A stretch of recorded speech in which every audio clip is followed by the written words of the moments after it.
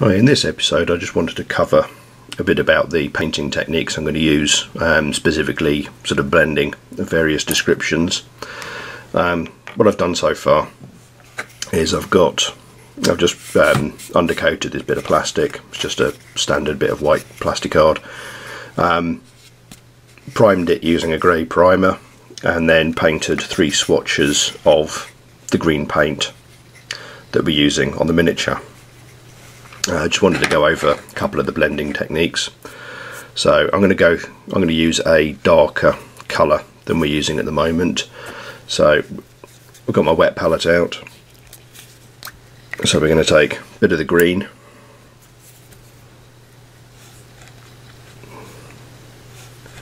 and we're just going to make a darker version of the colour. And we're going to take a little spot of red.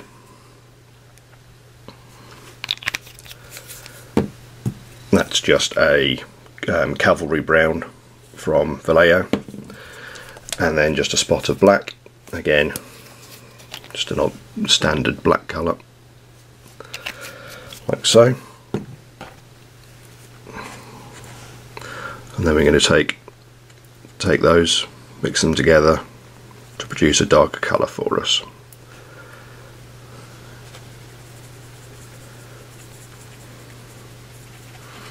There we go, that'll do nicely. So we've now got our darker green.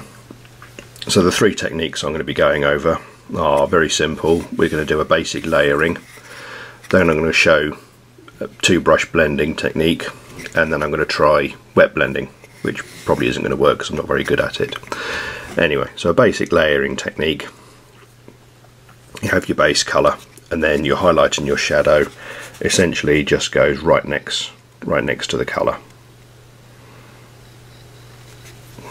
So you end up with just a line of colour next to another one. Obviously there's no blending involved in this whatsoever. This is a sort of fairly basic technique for doing sort of initial colours.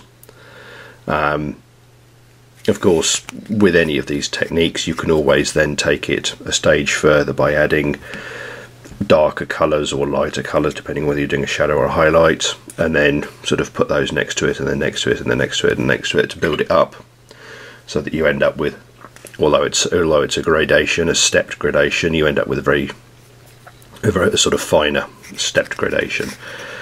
So next one is going to be the 2-brush blending. For this I'll need a second brush, and normally I'd be holding this in my mouth, but obviously I need to talk, so I'm going to put them in my hand sort of like that. So first up we put the colour down, and then very quickly with a slightly damp brush you feather along the edge like that.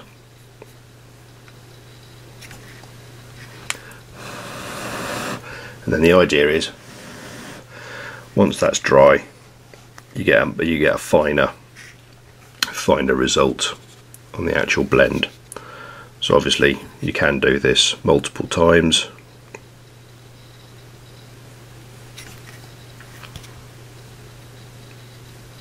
To get a better result. I don't know if you can see that very well. So there's your straight layering, then there's the 2-brush, and now we'll have a go at wet blending. For this I'm going to use, I only need 1 brush, which is nice, but I'm going to use some drying retarder. This is just some bog standard Winsor & Newton stuff, but it's handy because, as the name suggests, it slows down the drying process, which is what you want. So we're just going to mix in a little bit of the base green with the drying retarder. You don't need much of this at all. And then we're going to mix in a little more into our base colour, into our shadow colour.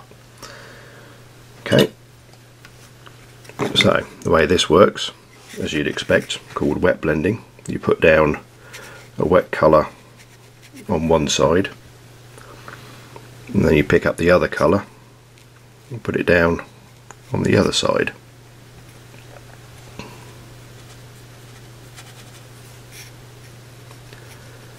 so that you've got two wet colours next to each other, and then similar to the two brush technique, you feather down the middle so that the two colours run into each other. I don't know how well this is coming up on the camera, probably not very well at all. I'll make a much darker colour so it shows up. There we go. So that's virtually black, and then next to that we're going to put some more of the green, and then you feather down the middle. Like I said, not very good at this technique at all.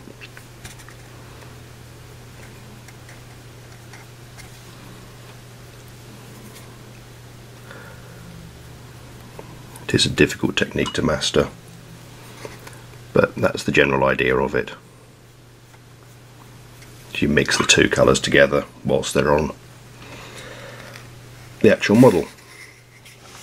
So there you go, you've got your basic layering, and again with similarly you can take a dark colour and put the dark colour next to that, so you end up with a sort of striped effect, if you will. Then there's the two brush blending technique, and again, same again, you can take a dark colour and then blend the edge of that.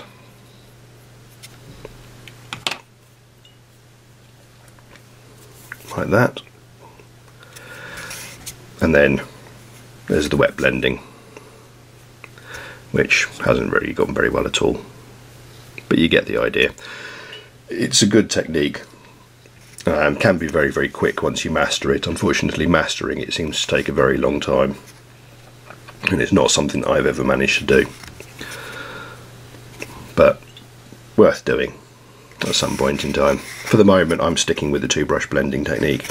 There is also a glazing technique, which is essentially where you take the colour that you want, add a lot of water to it until you've just got this sort of essentially sort of wash of colour, and then you place that over the top of whatever you're painting. And what you'll find is as you stroke the brush, wherever you lift off, most of the paint stays behind. And you can see the colour I'm putting on is pretty dark, but when you actually put it on there, it comes off and you can barely see any colour at all because of the water content.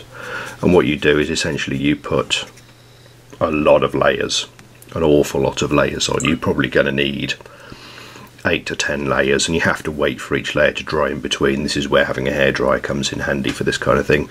You have to wait for each layer to dry in between before you can put the next layer on, so that you can see sort of how the colour's building up over time. Obviously with this technique it takes ages. It takes a very long time to do. It does produce a very beautiful result though, but you've got to have the patience. You've got to have the patience to put into it, or a hairdryer. That's a basic explanation of it. I won't be actually demonstrating it because it does take absolutely hours to do, even a single area. So for the model that I'm painting, two brush blending is the way I'm going to go. So yeah, basic look at different blending techniques.